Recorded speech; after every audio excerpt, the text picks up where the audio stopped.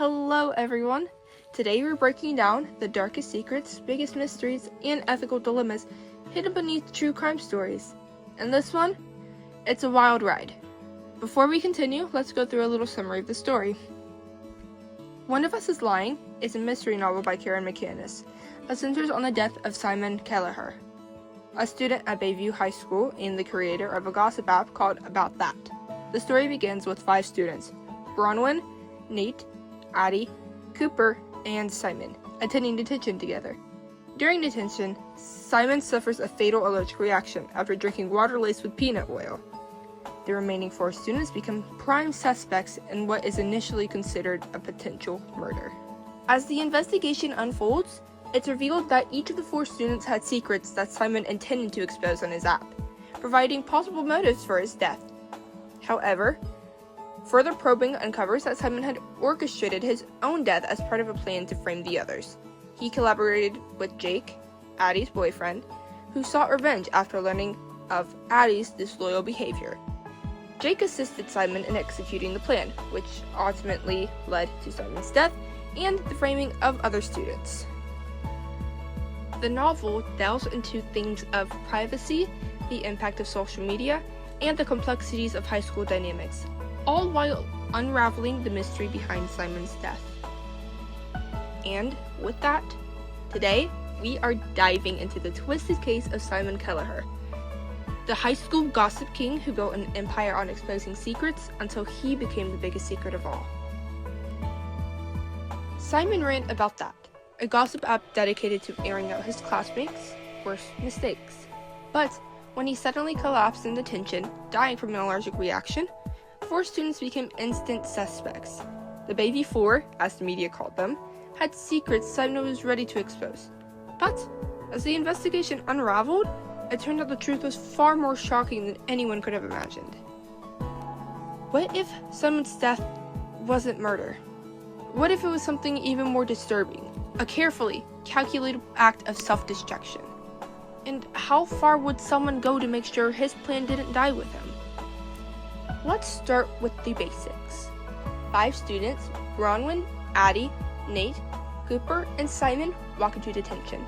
Only 4 walk out. Simon, the mastermind behind About That, dies from a sudden allergic reaction after drinking water laced with peanut oil. But the big question is, who did it? In any real-world investigation, mapping out the crime scene is the first step. It's not just about taking photos, it's about determining where everyone was, how objects were positioned, and what could have been tampered with. Let's put this on a coordinate grid. Simon sits at 0, 0, the origin point. Bronwyn is at -2, -2, to the left. Addie is at 3, -2, to the right. Cooper is at 4, -2, across from Addie. And Nate is at 2, -4, lower on the grid. Then, the sink, where the water came from, is at -1, -5. So, using this equation right here, and knowing that Simon was at the origin point 0, 0, and the sink is at -1, -5, we can calculate that Simon was about 5.1 feet from the sink, suggesting he couldn't have tampered with his own water during detention. Now, if we take the distance from Bronwyn, -2, -2, to the sink, -1, -5, it'll equal to about 3.2. We could figure out how far each suspect was from key objects. If someone had to plant the peanut oil, how close were they to Simon's cup? Who had the opportunity? And would moving from their seat to his desk have been noticeable? Let's take Nate, for example. If he was at 4, 2, and Simon was at 0, 0, then his distance to Simon's desk was about 4.47. Now, let's compare that to Bronwyn, who was at 3, 1. This equals to be about 3.2, meaning Bronwyn was closer to the sink, which might raise suspicion, but proximity does not equate to guilt. Now, these calculations aren't just numbers. They tell us who was physically closest to Simon and who could have tampered with his drink without being obvious. In a real case, this would be cross-referenced with witness testimony, camera footage, and physical evidence to determine if proximity matched opportunity. Forensic science played a crucial role in this case. If investigators had dusted for fingerprints, they could have analyzed key objects, like Simon's water cup, the locker where all the evidence was found, and the EpiPen case that could have saved him. Now, fingerprint analysts involve three main patterns. Loops, which is found anywhere between 60 to 65% of the population.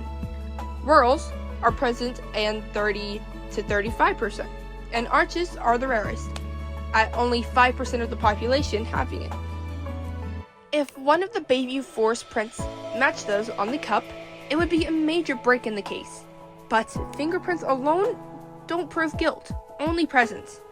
That's why investigators also look at footprint patterns, handwriting analysis, and even the exact angles at which objects were moved to recreate events. For example, say a footprint was found near Simon's desk. To confirm whether it belonged to one of the suspects, forensic analysts would compare it using rigid motions like translations, rotations, and reflections to determine if the shoe print at the scene is congruent to the shoe of the suspect. If the print and the shoe can be perfectly overlapped using these rigid motions, then they belong to the same person. Now, let's talk about the ethics of all of this. Simon's death didn't just affect his classmates, it shattered the entire school. Before, secrets were just high school drama, but after detention, secrets became dangerous. And then, there was the media. The second the story broke, the world had an opinion. News outlets turned into a spectacle, online forums picked apart every detail, and social media exploded with theories. Everyone wanted to blame someone. But in reality, the true mastermind, Jake, sat back and let innocent people take the fall for a crime he orchestrated. This leads into a big question we can ask ourselves. Where do we draw the line between victim and villain? Simon planned something reckless, but he never meant to die. Does that make him responsible for his own fate, or was he just another pawn in Jake's game? Now, this case eerily mirrors one of the history's most infamous social panics, the Salem witch trials of 1692. In Salem, fear and hysteria led to the wrongful prosecution of innocent people, much like how the Bayview Four were targeted based on circumstantial evidence. Just like in Bayview, people in Salem were accused based on weak evidence, mass paranoia, and a desire for someone to blame. These trials ruined reputations and lives, proving that when fear takes over, justice is often lost. The question remains, how often do we still let accusations become convictions before the truth is fully uncovered? Now, Simon's death didn't just affect his classmates, it forced society to rethink privacy, social media, and justice. Based off the book, I'd figure the following would happen. Schools around the area probably cracked down on anonymous gossip accounts, trying to balance safety and free speech. The case most likely exposed flaws in the justice system, where the police were quick to pin the crime on 4 students because the public demanded answers. Also, Jake's conviction sparked debates about how much responsibility we place onto those who manipulate others into committing crimes. And for the Bayview Four, even though they were cleared, they would never be truly free. The internet never forgets, and their names would always be tied to a murder case they had no part in, no matter where they move, no matter how many jobs, and even if they start a family. The case of Simon Kelleher isn't just a murder mystery. It's a chilling look at how secrets, manipulation, and revenge spiral out of control. Simon thought he could control the narrative, but in the end, he couldn't even predict the consequences. His obsession with exposing others led to his own downfall, and in the process, he took down Jake, Janae, and the entire school. What does it say about us, though? About a world where people thrive on gossip, where secrets are currency, and where social media can turn anyone into a target. So, what's the lesson? Secrets have power. And that revenge never ends the way you think it will.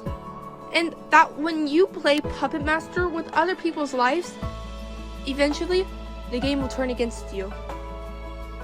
Thank you for joining us on this deep dive into One of Us is Lying. Until next time, stay curious and maybe think twice before trusting a gossip app with your darkest secrets. Bye!